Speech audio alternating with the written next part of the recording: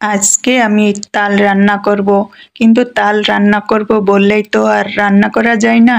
তালটা থেকে গুলা বের করেও নিতে হবে। বাজার থেকে আমাদের 3টা তাল কিনে নিয়ে এসেছিল। সেই 3টা তাল আছাড় মেরে মেরে নরম করে নিয়েছে। তারপর তালের মুখটা তুলে আমাকে দিয়েছে। আমি আস্তে আস্তে খোসাগুলো তুলে নিয়েছি। খোসাগুলো তোলা হয়ে গেলে আমি রান্না করতে চলে গেছি। আর সে তাল থেকে গুলাটা বের করে নিচ্ছে। সে 3টা তালে 3 কাপের মতো জল দিয়েছে, কিন্তু একবারে না, এক একটা তালের আঁটিতে সে অল্প একটু করে জল দিয়েছে। এভাবে মোট 3টা তালে 3 কাপের মতো জল দিয়েছে। খুব ভালো করে চটকে নিয়েছে সে। খুব ভালো করে চটকে নিয়ে ছুরি দিয়ে সে একে একে তালের গোলাগুলো সব বের করে নিচ্ছে। আর আমি রান্না করছিলাম।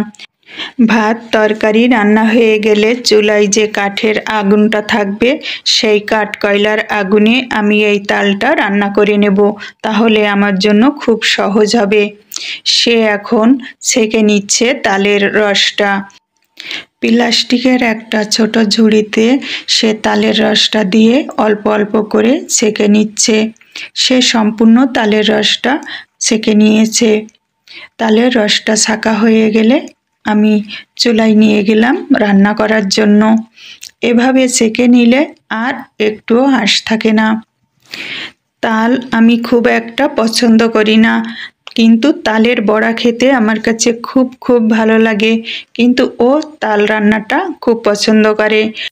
আমি তালের ভেতর দিয়েছি অর্ধেকটা পরিমাণ নারকেল, 3 চা চামচ চিনি আর হাফ চা চামচের মতন লবণ।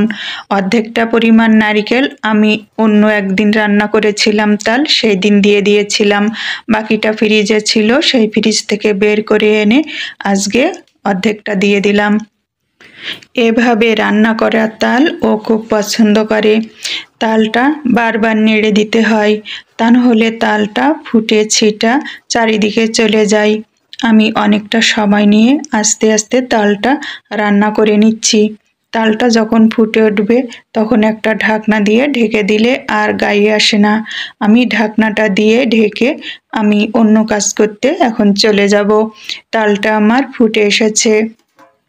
উনানে আজকে আগুন একটু বেশি ছিল, তার কারণে তাল ফুটে এসে আমার আঙ্গুলে লেগেছে। আঙ্গুলে এখন ফোসকা পড়ে যাবে। আমি খুব তাড়াতাড়ি একটু লবণ জলে দিয়ে হাতটা জলের ভিতর ভিজিয়ে রেখেছিলাম। বাইরের কাজগুলো করে এসে দেখি তাল আমার অর্ধেকটা পরিমাণ শুকায়ে গেছে। বাকি তালটা আমি রান্না করে নিলাম জাগায় বসে থেকেই।